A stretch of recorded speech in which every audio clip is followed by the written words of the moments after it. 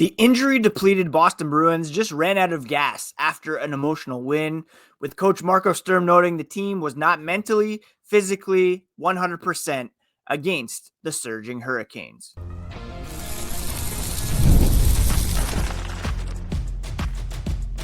You're Locked On Bruins, your daily podcast on the Boston Bruins, part of the Locked On Podcast Network, your team every day.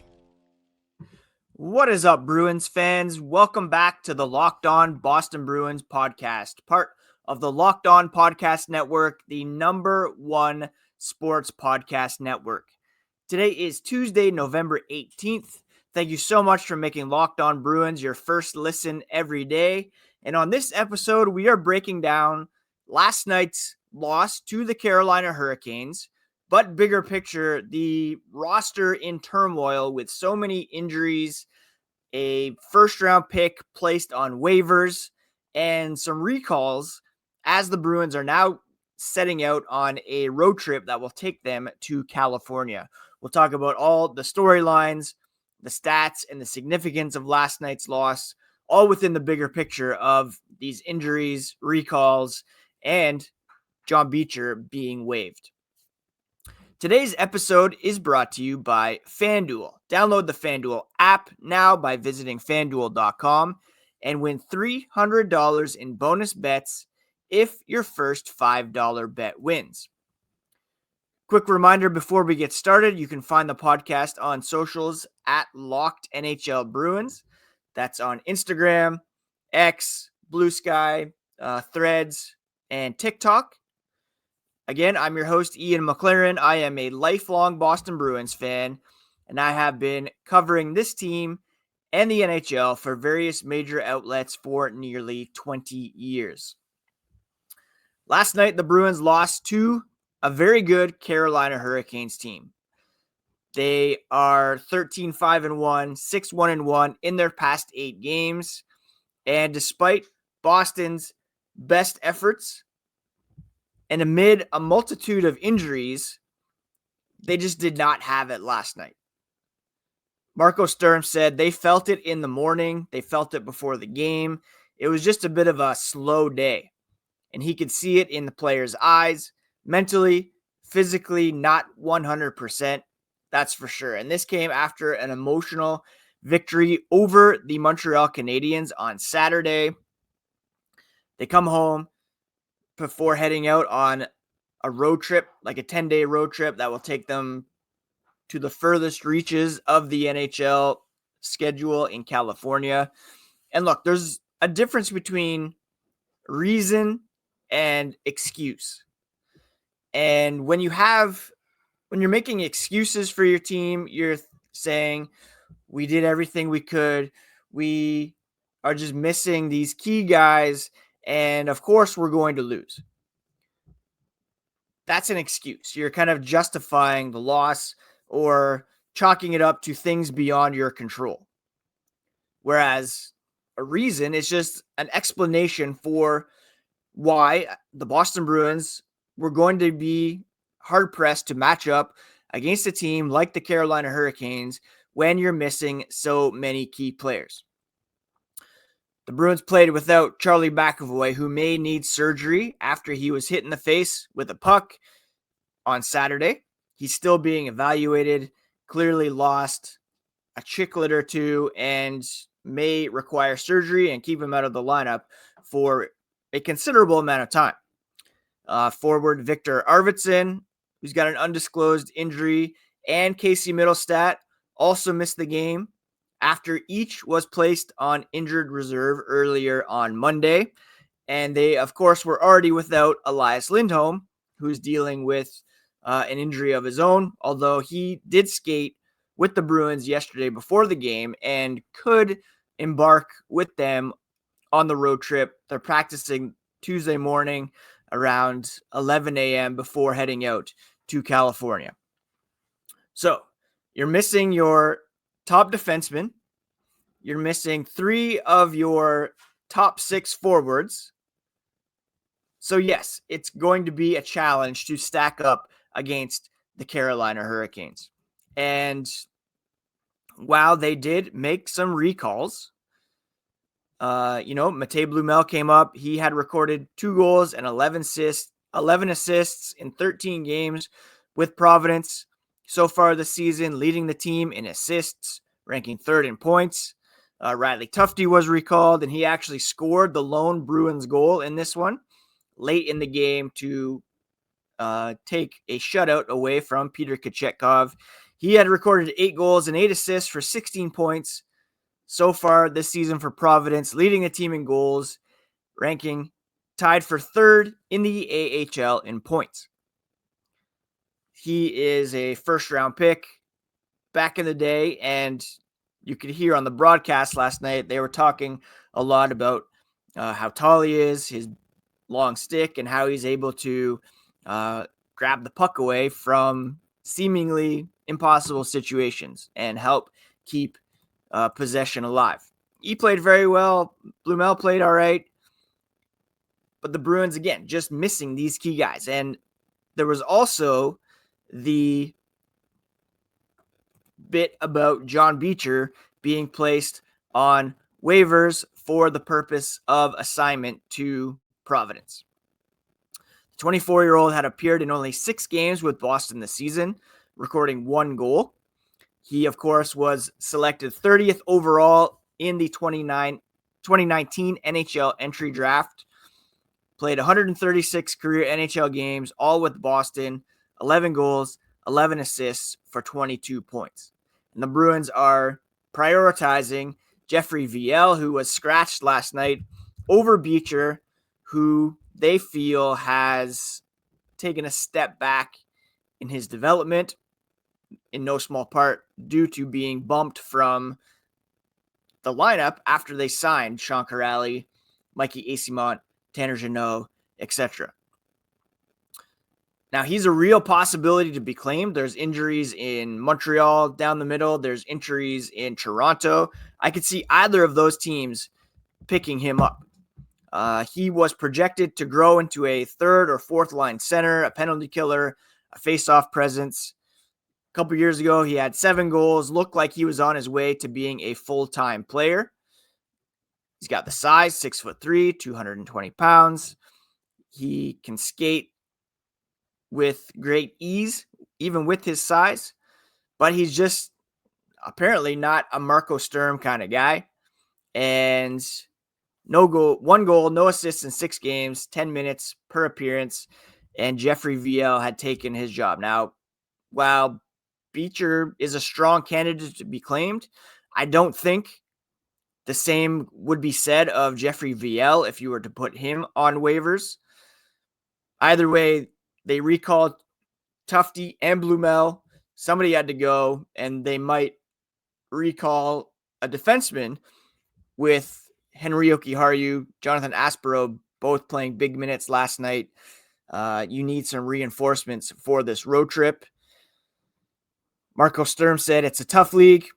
Doesn't matter how well you play in the AHL. It's a big step to the NHL and just a different league. So they're hoping that Blumel and Tufte get acclimated to the NHL lineup and can be contributors on this road trip, and that maybe Beecher can find his game in the AHL if he is indeed not claimed, which I believe there is a strong chance of him being so. It's not a kind of paradigm shifting move for the Bruins, but it continues this kind of sell off. And this time they could risk losing Beecher for nothing. I would err on keeping the 24-year-old around with upside. Don't forget, 200 games is usually where the breakout threshold is for players. So he's still like 60 or 54 games away from that. I would have given him the opportunity to stick up with the big club, get in the lineup, but they're prioritizing that piss and vinegar over speed and skill and face-off presence. Beecher off to the AHL or on the waiver wire at least, and I would not be surprised if he's claimed by either Toronto or Montreal at 2 p.m. here on Tuesday afternoon. So all that was going on before the game last night. And again, if you putting in a couple AHL call-ups on your second line with Pavel Zacha, they haven't played a lot together. You still have Marat Husnudinov playing top line center. He's looked pretty good up there, but these are not regularly slotted guys. There's chemistry, things going on. They're not used to playing all together. So there was going to be a bit of a bump in the road. Hopefully they can regroup and find some success on this road trip, which we'll take a look at later on in the podcast. Coming up, we'll look more at the stats from this game and the significance of the loss. All that as Locked On Boston Bruins continues.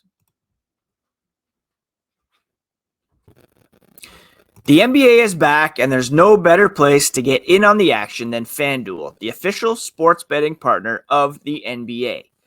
Even if you missed the start of the game or want to ride the hot hand, FanDuel has live bets on everything from who will score next to fourth quarter comebacks. You can even combine your live bets into a same game parlay for a shot at a bigger payout. Keeps every game exciting, not just the NBA, but also NFL and NHL, especially when your favorite team is making a late push. Right now, FanDuel is giving new customers $300 in bonus bets when your first $5 bet wins. Head to FanDuel.com to sign up and play your game with FanDuel, the official sports betting partner of the NBA.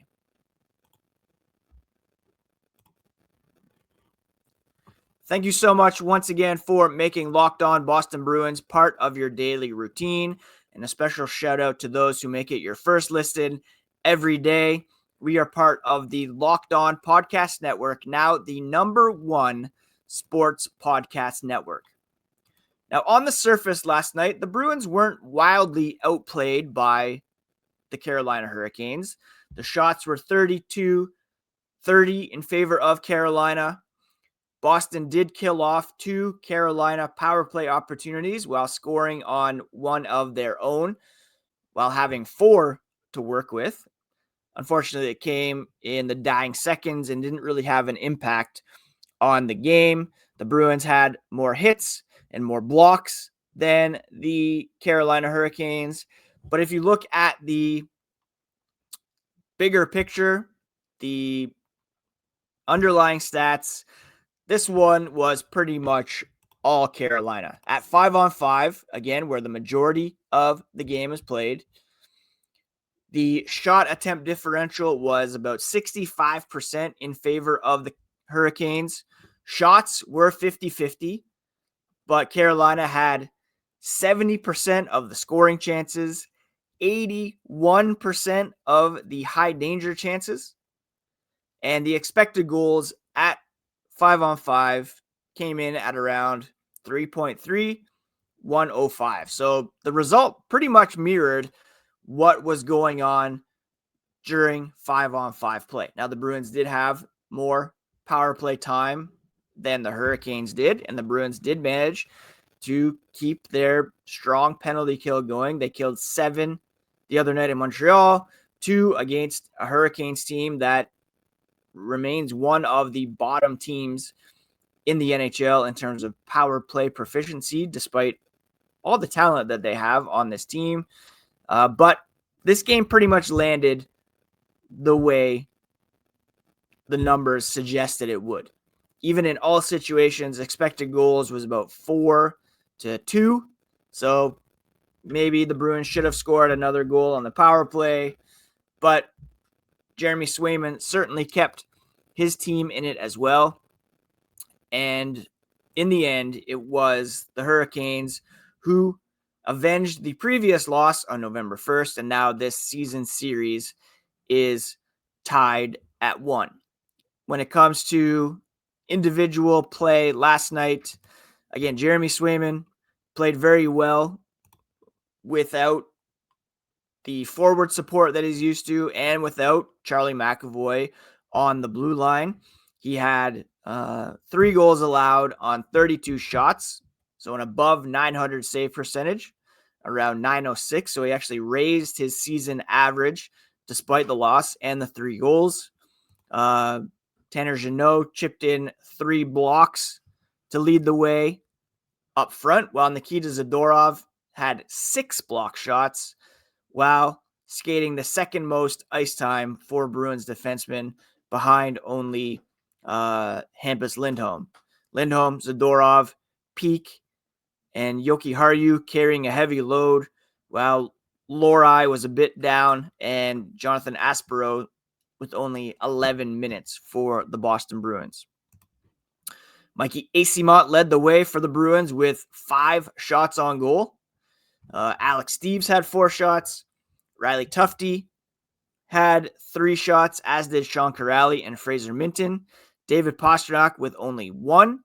Morgan Geekie with only 2. And I got some pushback on YouTube last night after I posted a reel about the Bruins being shorthanded, saying the Hurricanes are as well. They were playing without arguably one of, if not the best defensive defenseman in the NHL in Jacob Slavin. And still, they managed to keep David Pastrnak to 1 shot, Morgan Geekie to 2 shots. Keandre Miller playing a huge role there. There were several instances where he was able to just deny David Pastrnak entrance or a clear look at the net. If those 2 guys aren't going for the Bruins, then, they're not going to come out on the right end of things if Pastrnak and Geekie are not chipping in offensively. Jeremy Swayman, going back to kind of the reason versus excuse argument, said, obviously they miss the guys that aren't there. He's very upfront about that, but it's an opportunity for guys that are NHL capable. And they're confident going into this road trip that everyone wearing the black and gold is going to give the Bruins a chance to win every night. And despite the loss, the Bruins do remain first in the Atlantic Division in terms of total points. However, if you look at the point percentage, they do fall down to 4th because they've played 21 games, which is 2 or 3 more than any other team in the Atlantic. We'll do a complete Atlantic Division power rankings and look at the picture in the Eastern Conference as a whole on tomorrow's episode. But right now, the Bruins, 571 point percentage, so they've achieved 57.1% of the total possible points available so far this season. And they're the only team in the Atlantic who is not negative in terms of goal differential. They've allowed 69 goals so far this season, which is second most in the Atlantic. But they've also scored the same amount, which is most in the Atlantic. Which is kind of crazy because we did not expect the Bruins to be this offensively capable. We expected them to be tighter defensively. And it's kind of been the reverse. And without Charlie McAvoy, that's going to continue to be a struggle. Full credit to former Bruin Taylor Hall for scoring an absolute beauty towards the end of the game to make it 3-1 or 3-0 at that time. And that's the kind of offensive creativity the Bruins were lacking last night. And I certainly miss those kind of Taylor Hall moments because even though he's advanced in his career, not the player he once was, he can still dazzle. Overall, big picture, the Bruins sit with the second most points in the Eastern Conference, tied with the Pittsburgh Penguins, another team that was well near the bottom last season. But point percentage-wise, the Bruins are actually outside of the top 8 right now, which, big picture, that's a problem. Maybe they can hold on to the 3rd spot in the Atlantic, but it really looks as though there's going to be real challenges from the Metropolitan Division in terms of, like last year, we saw 5 Atlantic teams and 3 Metro teams. It could very well be the opposite this year. So the Bruins are going to have to pick up some points on this upcoming road trip if they want to stay afloat in the Atlantic and in the Eastern Conference playoff picture. And we'll take a look at the road ahead here as Locked On Boston Bruins continues. Let's be real. Making excuses does not solve anything. We've all heard them before. It's just stress. I'm tired. It happens to everybody. But when it comes to performance, sometimes your body just needs a little extra support, and that's where Rougiette comes in. Rougiette.com offers fast-acting, doctor-prescribed treatments for ED, designed to help you stop making excuses and start making moves. They make it easy to get started. You connect with a board-certified doctor, 100% online, and if prescribed, your treatment ships discreetly straight to your door. This process is fast, simple, and private, and all handled by real doctors. Visit rugiet.com/lockedonnhl to get 15% off your first order. That's rugiet.com/lockedonnhl. And don't forget to use code LOCKEDONNHL so they know that we sent you. Rougiette, stop making excuses and start making moves. The Boston Bruins are moving on to California to begin a 4-game road trip. And where in the past or recent times, you could write off a couple games as easier ones, all 3 of the California teams right now are above 500. And the Anaheim Ducks are actually one of the top teams in the Western Conference. And that is where Boston will go first. Tomorrow night, they will take on the Ducks in Anaheim. This is a team that has been going through a bit of a rebuilding process as well as a retool. They did add some former Rangers in Chris Kreider, Jacob Trouba, both of whom are contributing. They're getting contributions from young guys like Jackson Lacombe, Leo Carlson, Becca Seneca, and some guys who have been around for a while in Troy Terry. This is a very scary team, and they have one of the best goalies in the NHL that you may not have heard of in Lucas Dostal. And that's going to be a very tough game for the Boston Bruins tomorrow night at 10 p.m. Eastern. It's a game we'll preview more in depth on tomorrow's episode. From there, they will play on Friday night, 10:30 p.m. Eastern start against the Los Angeles Kings. They're a bit further back in the Western Conference playoff picture, but they still have a 600-point percentage, 10-6-4, 6-3-1 over their past 10 games, and certainly a team to be reckoned with, although they will be without Drew Doughty for a while. You still have Anze Kopitar going through his final NHL season, Quentin Byfield, Adrian Kempe, who just signed a massive contract extension, Brant Clark on the back end. That's not going to be an easy one either. And then you expect the San Jose Sharks to perhaps be the easiest out here, but even they are a 500 team right now and are 6-3-1 in their past 10, led by a sophomore phenom in Macklin Celebrini, who is among the league leaders in points. You've got Will Smith as his wingman, who's playing very well. William Eklund, veteran, and Tyler Toffoli. You've got Yaroslav Askarov in net. This is a sneaky, decent team right now. And you would expect, again, them to be the easiest out, but they are a 500 team. And really, there are no easy outs in the NHL these days. Every team can be beaten or can win on any given night.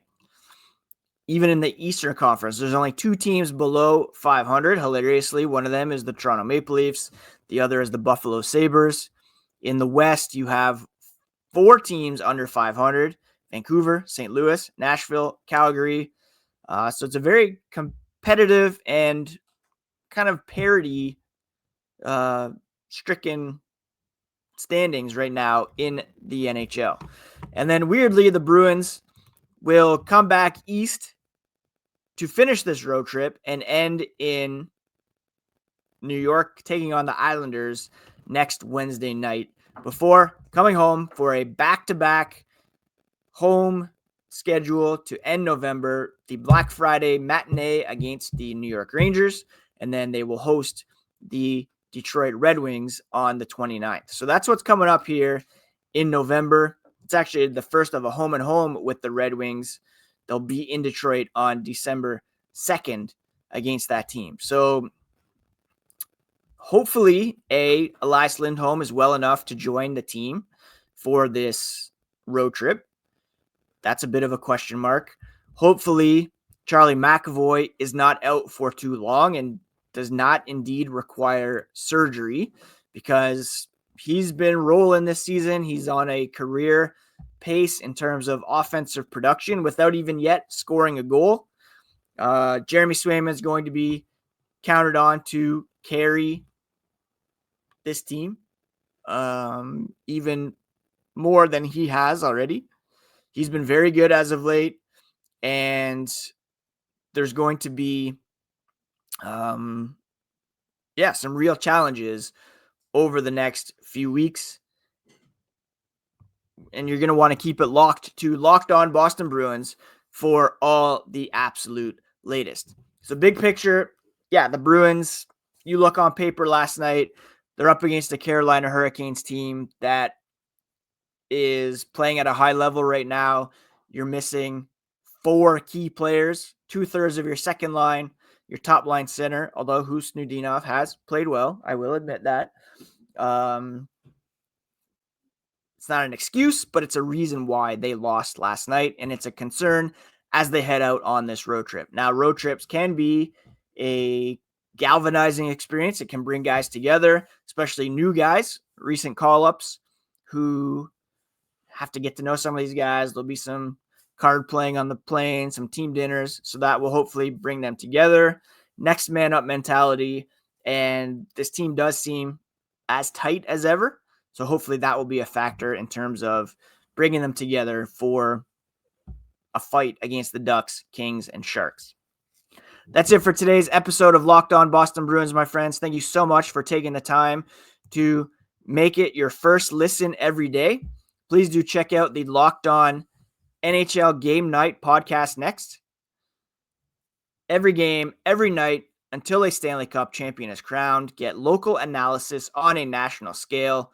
Find NHL Game Night on the Locked On NHL YouTube channel or wherever you listen to podcasts. Shout out to the everydayers here on Locked On Boston Bruins. You've already subscribed.